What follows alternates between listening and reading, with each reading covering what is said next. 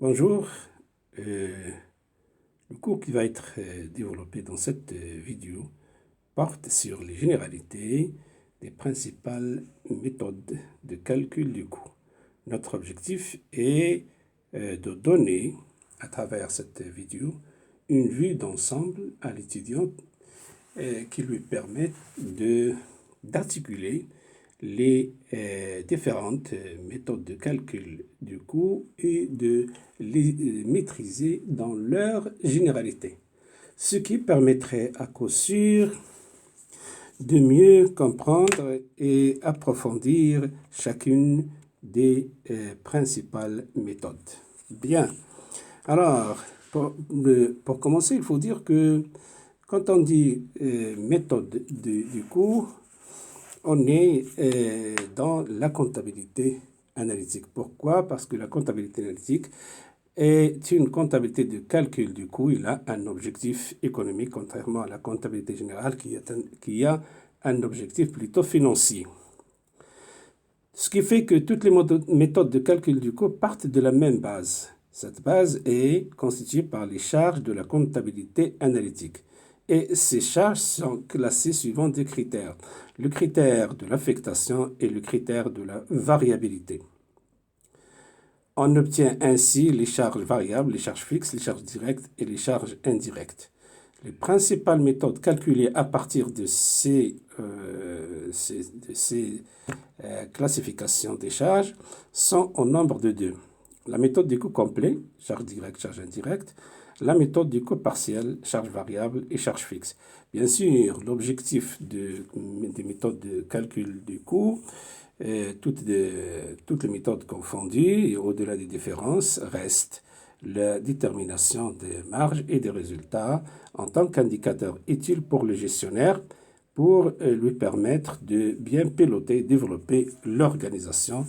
Donc, il y a des considérations managériales derrière le calcul des méthodes du coût. Bien, alors, les classifications des charges de la comptabilité analytique, puisqu'elles constituent la base de toutes les méthodes.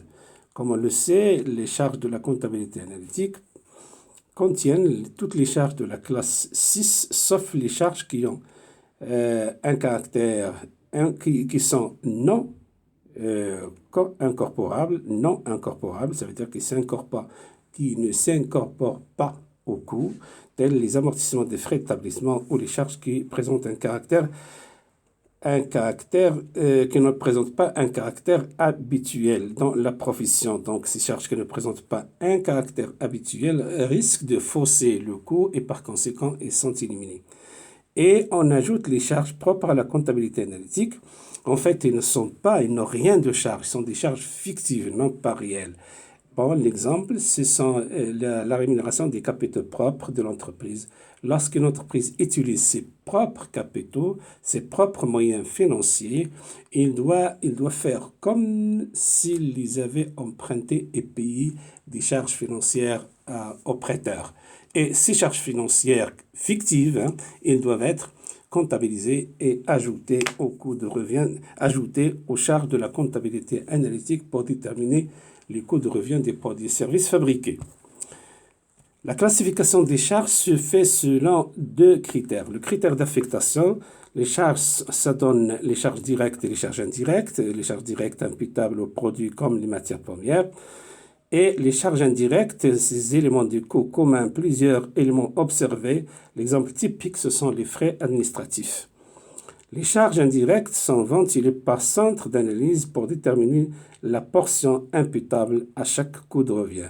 Cela veut dire que les charges indirectes sont réparties par centre d'analyse et imputées sur la base de ce qu'on appelle les unités d'œuvre choisies à cet effet.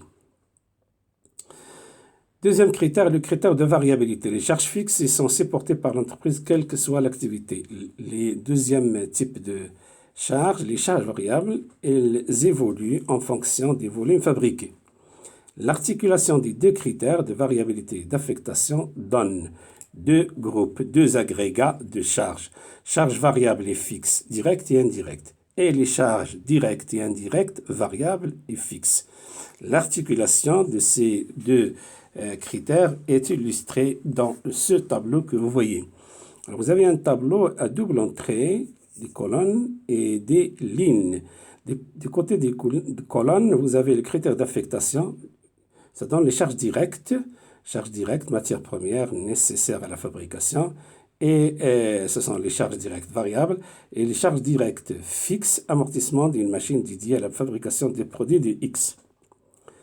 Les charges indirectes, toujours selon les critères d'affectation, se subdivisent en charges variables et charges fixes. Consommation d'entreprise par les machines affectées à la fabrication des produits X, Y, Z. Ça, ce sont les charges indirectes variables et les charges indirectes fixes, c'est le loyer ou amortissement d'un entrepôt de stockage des produits que fabrique l'entreprise X, Y, Z. Bien, alors, faut dire que si on partant d'un exemple pour mieux approfondir et expliquer les deux critères et leur articulation, alors la classification des charges d'une entreprise selon le critère de variabilité donne 500 dirhams pour les charges variables, soit 350 directes et 150 indirectes, et 300 dirhams pour les charges fixes, 200 directs et 100 indirects. Voilà, je reprends le tableau de tout à l'heure, mais avec des chiffres.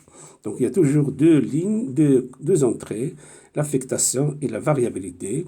Alors, des côtés des lignes et suivant les critères de variabilité, on a les charges variables, 350 directes, ce sont des charges variables directes, et 150 sont des charges variables indirectes. Les charges fixes, nous avons charges fixes de 100, sont des charges fixes directes, et des charges fixes indirectes qui sont de 100. On peut faire une autre lecture sur la base des critères d'affectation. Et on peut dire que les charges directes sont variables pour 350 et fixes pour 200. Les charges indirectes sont variables pour 150 et fixes pour 100. Et nous avons des deux côtés 800. Le coût ou la somme des charges directes et indirectes, ça donne 800. Et la somme des charges variables et fixes donne 800. Mais attention, il ne faut jamais dire que les charges qui forment le coût de revient, il faut dire que les charges qui forment le coût de revient peuvent être calculées de deux manières. Charge variable plus charge fixe, charge directe plus charge indirecte. Ça donne 800 selon l'exemple précédent. Mais on ne doit jamais dire que les charges d'une entreprise seraient la somme des deux. Charge variable plus charge fixe plus charge directe plus charge indirecte égale à 1600. C'est faux.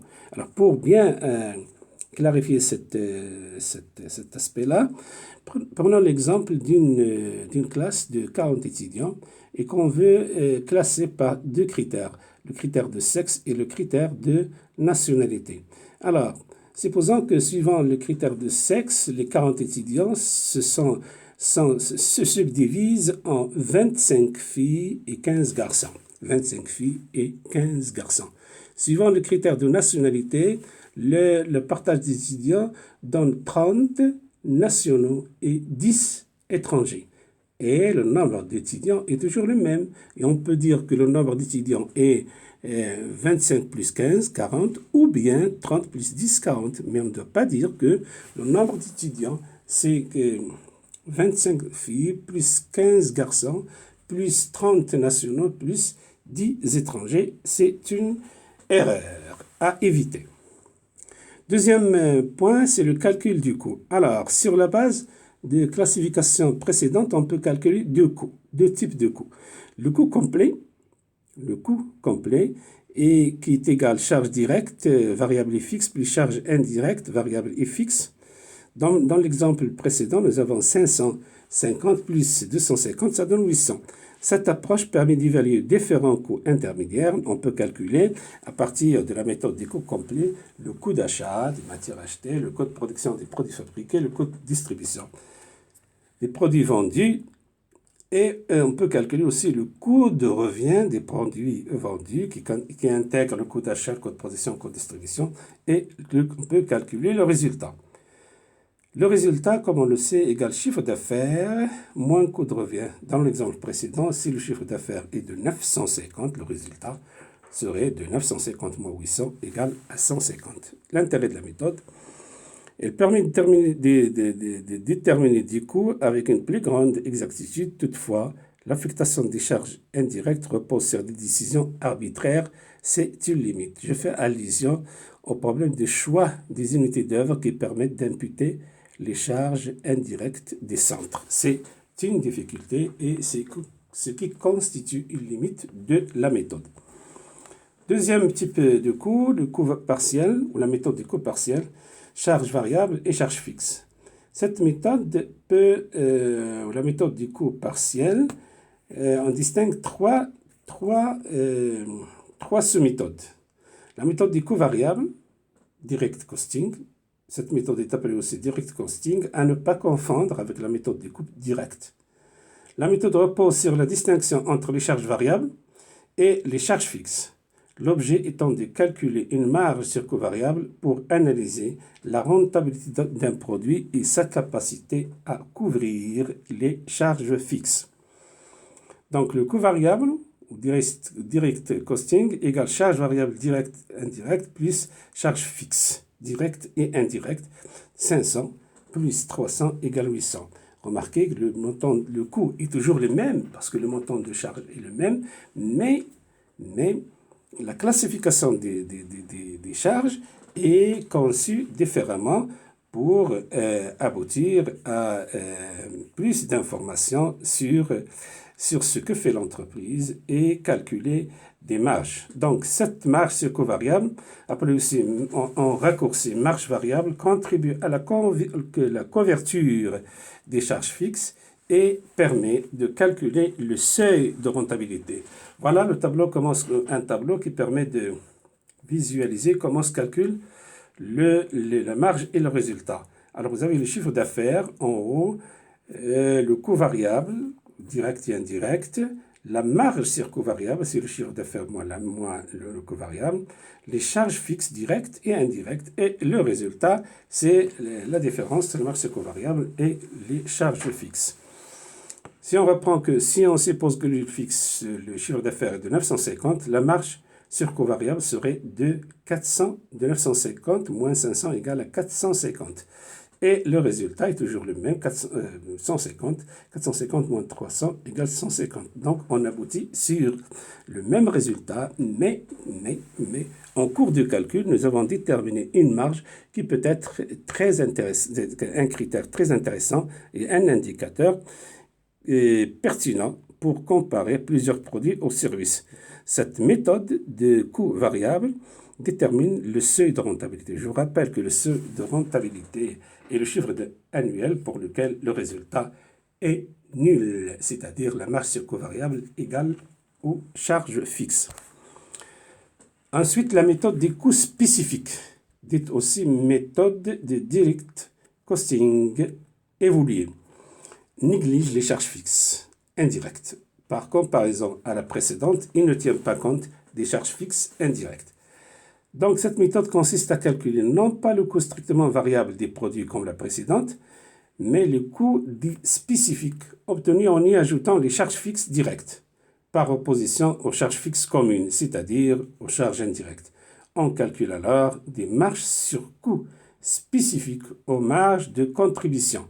La précédente, c'était des marges sur coût variable. Non, maintenant, c'est la marge sur coût spécifique. Pourquoi? Parce que la marge s'est calculée en tenant compte des charges fixes directes. Alors, dans l'exemple précédent, le coût de la dernière ligne, le direct costing évolué égale charge variable directe, indirecte, plus les charges fixes directes. La méthode précédente intègre la totalité des charges fixes. Ce qui donne 500 plus 200 égale à 700. Voilà le tableau pour calculer les marges et résultats. Nous avons le chiffre d'affaires 950, le coût variable 500, la marge sur coût variable 450, c'est un plus. Ma charge charge fixe spécifique, moins de 100, et nous avons la marge sur coût spécifique est de 250. C'est la marge de contribution. Les coûts fixes communs sont de 100 et le résultat est toujours le même. Alors, cette méthode permet de calculer un indicateur plus pertinent, si l'on peut dire, puisqu'il intègre en plus des charges variables nécessaires à la fabrication des produits que nous avons vendus, mais aussi les charges fixes qui sont associées directement aux produits sur lequel nous avons le produit vendu. Donc, l'intérêt de la méthode, il s'agit d'un indicateur très opérationnel pour juger la rentabilité d'un produit en évaluant la valeur créée sans les charges fixes communes, c'est-à-dire sans les charges fixes indirectes. Alors, les charges fixes communes à quoi? Communes à plusieurs produits. Les charges fixes communes à plusieurs produits, on les néglige parce qu'elles sont nécessaires pour la production de notre produit en question et d'autres produits. Ensuite, la méthode de l'imputation rationnelle des charges fixes. Il faut dire, je vous rappelle que nous avons consacré une vidéo à cette méthode qu'il faut voir, je vous conseille de le voir. Alors, le contexte de la méthode est celui de la sous-activité. Coût d'imputation rationnelle des charges fixes, CIRS, c'est coût d'imputation rationnelle des charges fixes. Il se compose de la totalité des charges variables, directes et indirectes, plus les charges fixes imputées. Et comment on détermine les charges fixes imputées? Elle est égale charge fixe totale, directe et indirecte, multiplié par le coefficient d'imputation rationnelle, le coefficient, un petit c. Le petit c, c'est coefficient, le grand c, c'est coût d'imputation rationnelle. Donc, coefficient d'imputation rationnelle égale activité normale sur activité réelle sur activité normale, multiplié par 100 pour avoir un pourcentage. Si le coefficient d'imputation rationnelle est de 80%, le coût d'imputation rationnelle égale 500 plus 80% des charges fixes. Alors, les charges fixes imputées proportionnellement à l'activité, ce qui donne 740. Si le chiffre d'affaires est de 950, le résultat d'imputation rationnelle, 950 moins 740 égale à 210. C'est un résultat supérieur au résultat du coût réel qui impute la totalité des charges fixes. Il est de 210, alors que pour le même exercice, le coût de revient, charge qui intègre la totalité des charges fixes, est de 100 et seulement de 150. La différence est de 60. Donc, cette méthode permet de déterminer l'impact de la sous-activité, ici le coût de chômage, 300 fois 0,2 égale 60, sur le résultat. L'impact du coût de chômage sur le résultat. Et la différence entre le résultat d'imputation rationnelle et le résultat du coût réel est de 60. Le résultat d'imputation rationnelle est supérieur. Pourquoi? Parce que l'interprétation qu'on peut donner à ce résultat, c'est que l'activité, ce que fait l'entreprise, est rentable, mais elle traverse une mauvaise conjoncture qui a fait supporter à l'entreprise un coût de chômage.